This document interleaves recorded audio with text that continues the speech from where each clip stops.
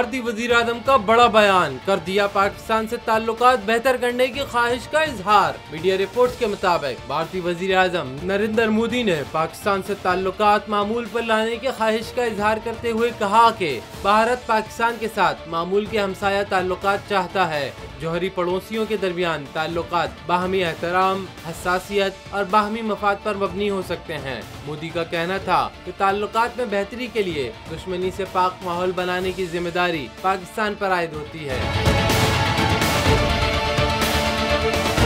चीन से सरहदी तनाज़े के बारे में भारतीय वज़ीर आज़म का कहना था कि चीन से दो तरफा ताल्लुकात के लिए सरहदी इलाकों में अमन और इत्मीनान जरूरी है। याद रहे कि कर्नाटका के रियासती इलेक्शन में मोदी चारों खाने चित हो चुके हैं। बावजूद इसके कि भारतीय वज़ीर आज़म ने कर्नाटका में भरपूर इंतखाबी मुहिम चलाई और मुहिम में पाकिस्तान के खिलाफ भरपूर जहर उगला, लेकिन उनको शिकस्त का मुँह देखना पड़ा।